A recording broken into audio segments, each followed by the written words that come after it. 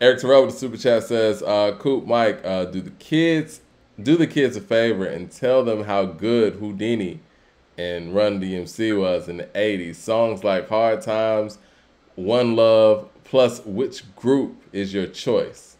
I've had this conversation before, really. I'm going to say this. I'm just going to give my opinion. I think both of those groups have made songs that stood the test of time on a level that not many groups have done. I've said on the show before, Run DMC were to do a versus, motherfuckers would be in trouble. They have mega hits, mega classics. But to me personally, I find myself gravitating more to Houdini's hits. Freaks Come Out at Night is better than every Run DMC song to me personally. And that's not a slight, it's just that great of a song. One Love, incredible record. I mean, just how many times has that record been redone and flipped and repackaged? Friends, another one. Those are big, massive records, man. I like Houdini's music more. I think that Run DMC did it for a longer span of time and probably, had more of the total package as a collective. And I love both groups' music, but I personally slightly would give the edge to Houdini. I'm gonna roll with Run DMC, but I get all of your sentiments about Houdini though, and that's dope that you're actually like taking the time to give them some flowers. Those are some hip hop pioneers that definitely deserve everybody's love and respect and adulation. So I think we give a lot of credit to Run DMC as we should for actually, putting hip hop on the map and, making it radio friendly. But I mean, my parents are from, the 60s, 70s, R&B, funk, and all that era. They were playing Houdini's music. Houdini's music wasn't like, what's this rap stuff the kids are listening to? That stuff was on the radio heavy. So I think that both of those groups have a lot to do with hip hop getting on the radio and getting to where it is today. But I think Run DMC gets a lot more of that credit. I mean, they had the machine, Russell Simmons, all that behind it. But Houdini should definitely get their props for the records that they made, because you play any of those Houdini records that I just mentioned, people know them without even consciously knowing that you know them. It's not a person out there that ain't heard One Love or Friends or The Freaks Come Out at Night. Like, he's a big Freaks Come Out at Night might be the biggest one, I think. Yeah. Melvin Wright with the super chat says, guys, those songs are 3.5 years old. Can't get credit for that. Well, I think that is an interesting thing to say. So are we going to count this as a 2022 album if these songs are old songs? And I think it's very impressive that these old songs sound this fresh too. Well, I'm going to tell you something that the homie WAP always told me. WAP used to be Black Rob's manager. Rest in peace, Rob, and Mark Curry's manager. And WAP owns some Jukebox bars here in Atlanta and now in Puerto Rico. That's Denim's older brother. Our senior writer, Denim, that's her older brother. That's how I know Denim is first through WAP and then her other brother, Keith. But WAP used to always tell me when I was in the he'd be like, Coop, don't nobody know that the shit is old but you. It's new when you release it. Yeah. Period. Point blank. That's from a former bad boy nigga. Like, so yeah, I'm gonna roll with that kind of train of thought and treat it that way. Like, think about the Prince records and the Mike record. Like, no, it's new when it dropped. Well, it's funny you say that about Prince, because I Can Never Take the Place of Your Man, I was listening to the 1978 version? Yeah, the 1978 version. I mean, it's incredible that he bumped it up on the 87 version. It's on Sign of the Times. But how brilliant do you have to be to hold on to such a brilliant record for damn near 10 years? And when he put it out in 87, nobody had heard the 78 version. It's a new song. So it's a new album. I mean, the song has a date on it when you put it out, not when you, I guess, made it. Now, what was this stuff put out on? Was it put out at all, or you just know that it was 3-4 years old? And that's the question for the audience, but because I wouldn't have been able to tell. I just know that they put this out today. Andrew Green with the super chat says, next Patreon, Get Rich or Die Tryin versus the Black Album. Or perhaps Godson versus the Black Album. Also, don't forget KD3 versus Damn. We're doing KD3 versus Damn. Did we talk about that? First of all,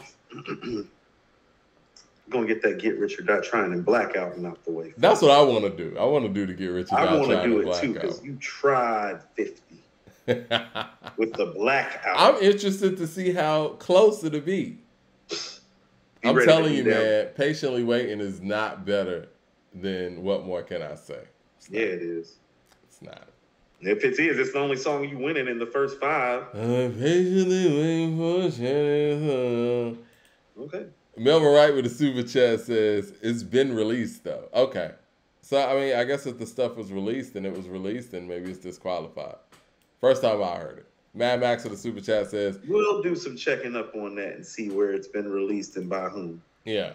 Mad Max with the super chat says, ain't Illmatic come in 94 but had songs on it from 91? So we're going to say that about that Illmatic was not album of the year for 94. We not doing that for Alchemist. Right. Yeah, Halftime was on Zebrahead, which is 91. 92? Like end of 91, beginning of 92, yeah. I am not a hater. Somebody said I was a hater because of the patiently waiting thing. Oh, yeah. Definitely hate Ain't nobody playing that shit. I'm sorry, man. Like, I mean, I think that was more of a moment than a dope song. Okay. I mean, you know. What more can I say? It's just the better record. And I don't really like In the Club like that. No, the rest of the album, awesome. You know my favorite song on Get Rich or Die Tryin is Heat.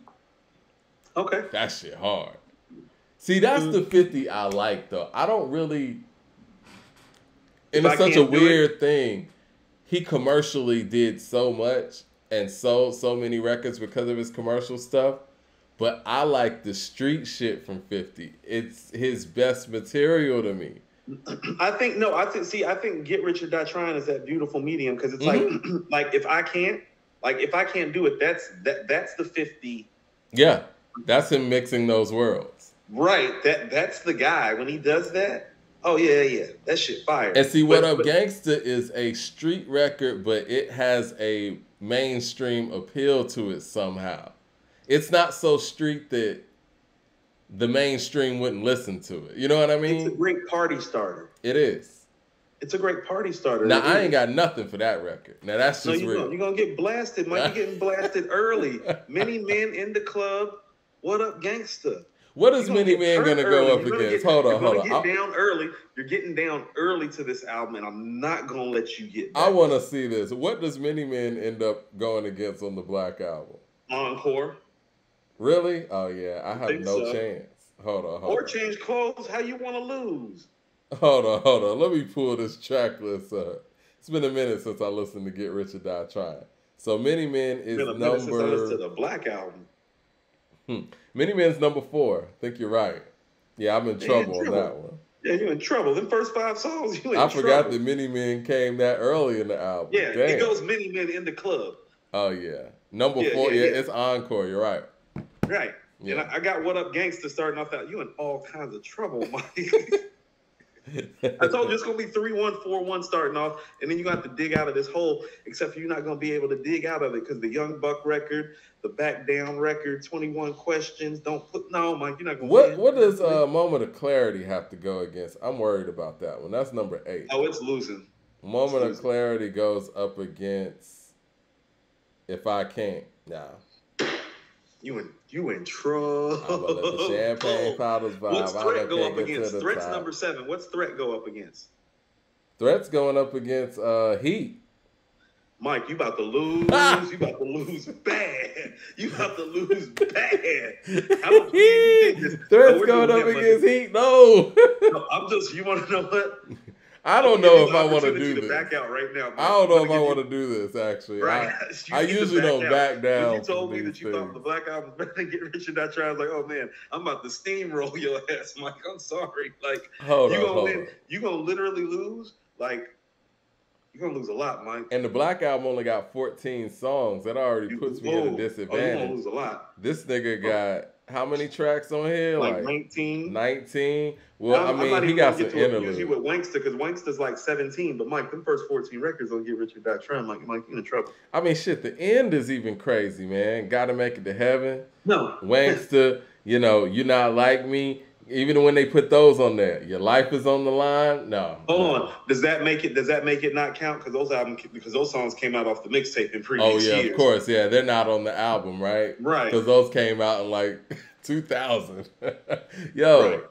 All right, I'm gonna be real. The only songs I really don't like on Get Rich or Die Trying like that. I don't really like Patiently Waiting like that. I told you I don't really like In the Club like that, but that record's undeniable. It is what it is. All the time is some heat. If I can't. Bloodhound, I wasn't huge on that. But I really don't like PIMP like that. Hold on. But look, Mike, Bloodhound's going up against 99 Problems. Well, 99 Problems got that. Right. That's what I mean. But that's going to be like your second win. We're going to be on track 9. I like My Style with Tony Yayo. That's what I'm saying. You're in trouble. Poor Little Rich. I really wasn't big. No. I like Poor Little Rich. That's how I was a poor nigga. Now I'm a rich nigga. Yeah, that's Poor Little Rich. Right.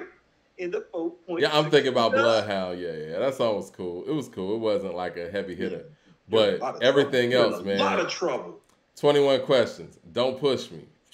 Gotta Make It to Heaven. Wankster. You're Not Like Me. Your Life Is on the Line. Jeez. No, your life is on the line, Mike. You need to back out. I think I might need to back out of this one. I hate to do that though.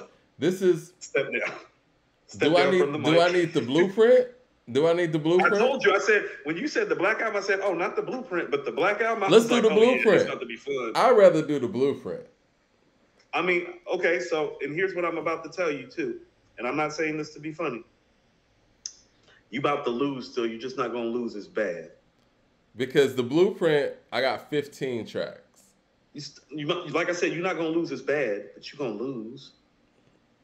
Girls is going up against Many Men.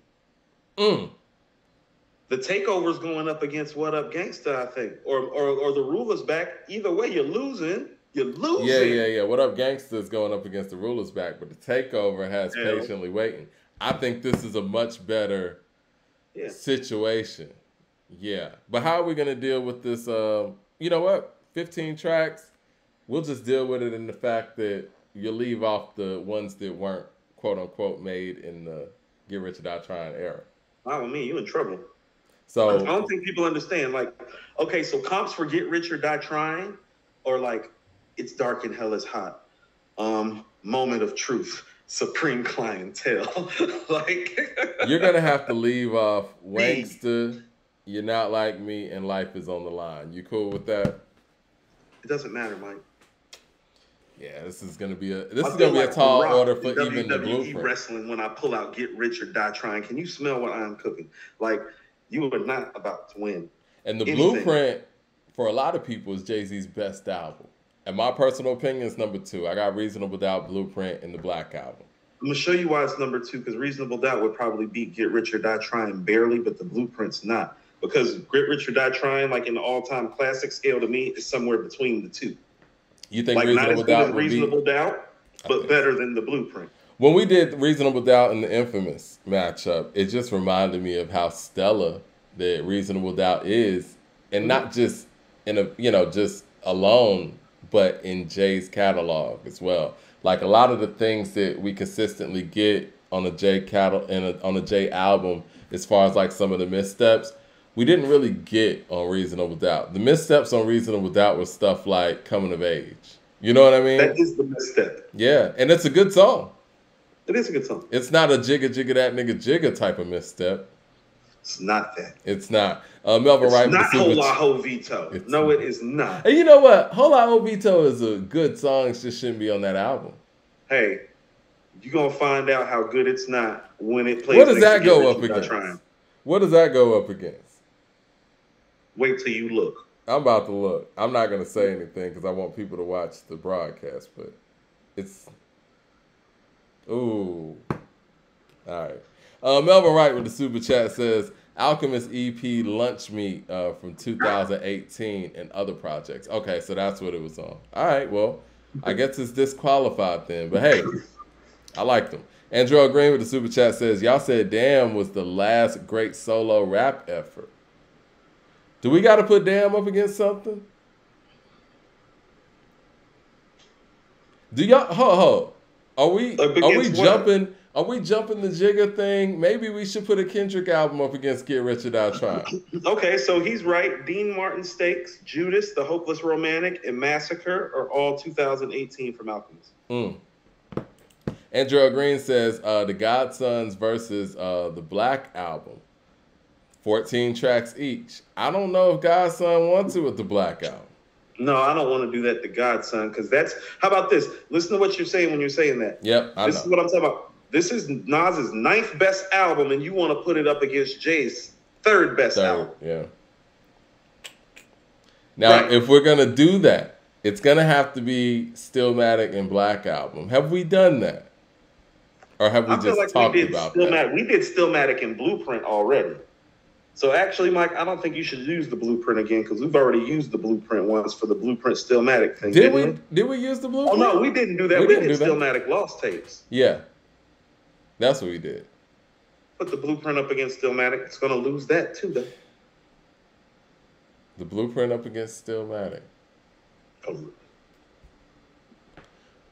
I don't know, man. Do we want to put the Blueprint up against Get Rich or Die Trying, or do we want to put Good Kid, Mad City up against Get Rich or Die Trying, or do you think that's too much for Get Rich or Die? Too much for Good Kid, Mad City. No, Good Kid, Mad City and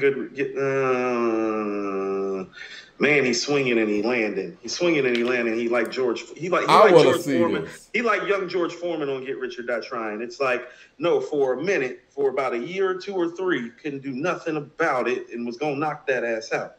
Yeah, I mean, it wasn't luck. You know what I mean? Like, 50's a household name for a reason. This is literally the Doggy Style of the 2000s.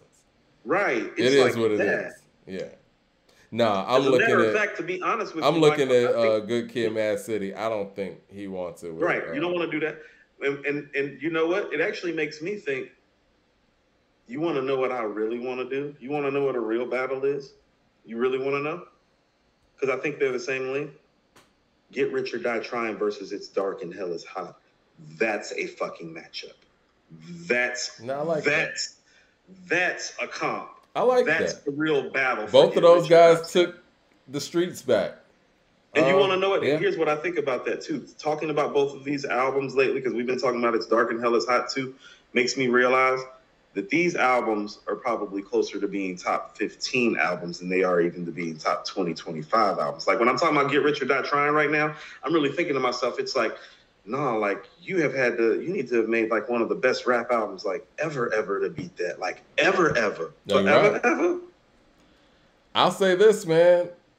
I think that the Blueprint would probably struggle with Get Rich or Die Trying in ways that It's Dark and Hell is Hot probably wouldn't. Because It's Dark and Hell is Hot and Get Rich or Die Trying are better than the Blueprint, though. Yeah. Yeah. 36 Chambers with the super chat says, is Leroy not allowed in the Patreon voting pool? Since he tips the scale towards Jay.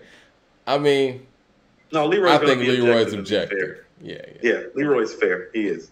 He's a Jay fan, but he's an honest man and thinker.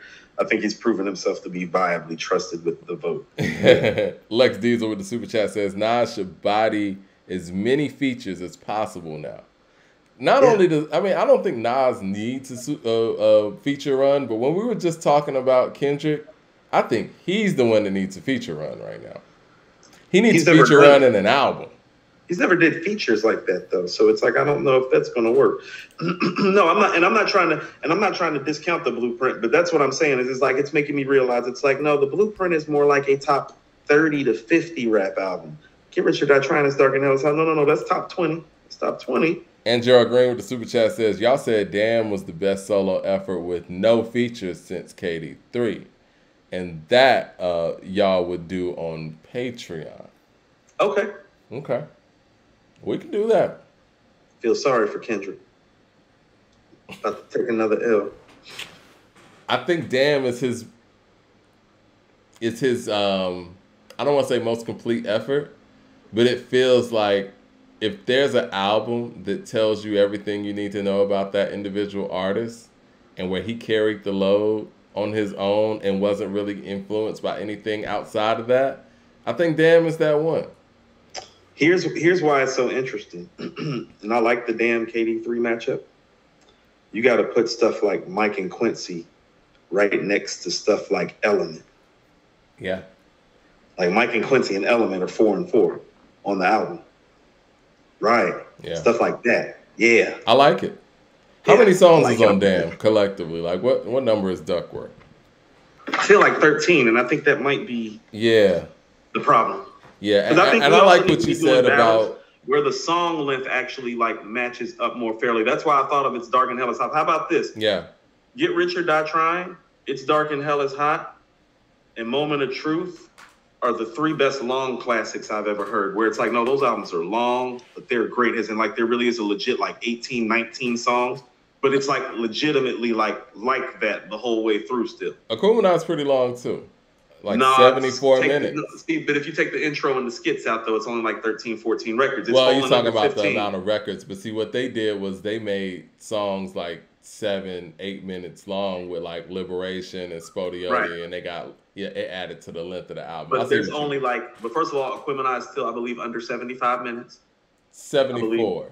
It's 74-19, something like that, right? Right. That's a lot of music, though. No, it's not. That's an hour, 14 minutes, Mike. That's what I'm saying. But if you actually cut the skits and all that, and where they're not rapping, it's actually only about an hour of rapping. That's what I mean. It's like, no, when you rapping, you got about an hour. It's a lot of instrumentation, too. A lot of instrumentation is taking up those minutes, too. Think about, like, the last 2 minutes of Chunky Fire, Spody, Odie, Dopalicious. Like, if you just take the last 2 minutes of Chunky Fire and Spody, Dopalicious, well, now you have a 1 hour rap album.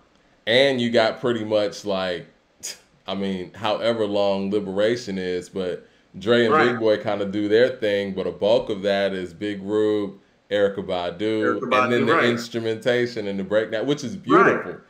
You know what? Yeah. It's such a team effort, and that's why I think that, you know, it's unfair to just be throwing all that weight on Andre as one person. Like, Aquemini, you can hear it. That is a team effort from top to bottom. The musicians that were in there, the vocalists that were in there, you know what I mean? Like, the features, it all meshes. They all did a great job on that effort. You know, it's kind of funny when you say it like that. I know we've always called Mr. Don't Play by Project Pat the South's Purple Tape. But when you say it like that, it makes me think that the South's Purple Tape is Aquemini, because it's actually more a comparable effort. You know what I mean? Two guys who got music. Because when you say it like that, I think to myself, it's like, well, damn, Big Rube's on there, Badu is on there. The entire Goody Mob is on there. Mm-hmm. Raekwon is on there. George Clinton is on there. Yeah. Right? With EJ the Witch Doctor's on there. Backbone's on there. Cool Breeze is on there. And these guys gave some of their best. Yeah. These guys. Yeah, so it's like, if you look at it, that's actually about the number of members that's in the Wu-Tang Clan, and the Wu-Tang Clan's on the Purple Tape, and there's a lot of hands on Aquemini too. And much like what Ray did on the Purple Tape, like Ray and Ghost, it still feels like Ray and Ghost album, even though it's very collaborative, just like this still feels like Outkast album, and even though it's collaborative. And they got the best out of everybody on that album. Like Timo's verse on Y'all Scared, like starting off the song, like piece by piece, this puzzle comes together, sever your ties with the bad guys, let the lies go. If you want to be a hoe, go ahead and don't be scared. Like, this is Timo starting out the song like that. They got the best out of everybody. No, that's what I mean. It's very Purple Tape, like when you think about it in terms of the quality, but also think about it. Everybody bought their A game. Yeah, Backbone on Slump. Right. Cool Breeze on Slump. No, Witch Mike, Doctor on Mamacita. Aquemini might be the Southern Purple Tape, Mike, because you're right. We got Witch Doctor. Hold on, let's count out the MCs first. Witch Doctor, Cool Breeze, Cujo, Timo, Gipp, CeeLo on there not rapping, Erykah Badu on there not rapping, Rube on there with the poem. So we 8 deep right now. I don't think you mentioned Backbone or Raekwon. Backbone? Yeah. And who? And Raekwon. and Ray. So that's 10. And then if you add Andre and Big Boy, that's 12 hands in the pot on a Clemini. Very purple tape like. Very purple tape like. Yeah, incredible album. MC with the super chat. I love the name. What makes a better lyricist? We know elite MCs from a technical standpoint. However, it doesn't resonate that it makes you. If it doesn't resonate, does that make you really that dope? I mean, we have this conversation all the time. I think Scarface is, Scarface and Cube and Tupac and Chuck D, if you want to throw him in there. I think they are the people that you kind of got to gravitate to with that. They'll do things from a simplistic standpoint that would trump anything technical anybody else can put out there. Now, granted, you kind of want both things, but I think for me, and I guess it's different for different people, I think you got to put more weight on the things that are non-technical and the feeling and the connection other than the technical thing. I think we're going to use these both of these words, and we brought up these thought process matters. Like there are guys that are more lyrically inclined technically than Nas and Black Thought. Their train of thought, their thought process, the way like listening to Black Thought rap is like having it's like he's the cool professor who knows how to kick the shit that you need to hear, but make it understandable and fly to you, but you still understand you're talking to a professor.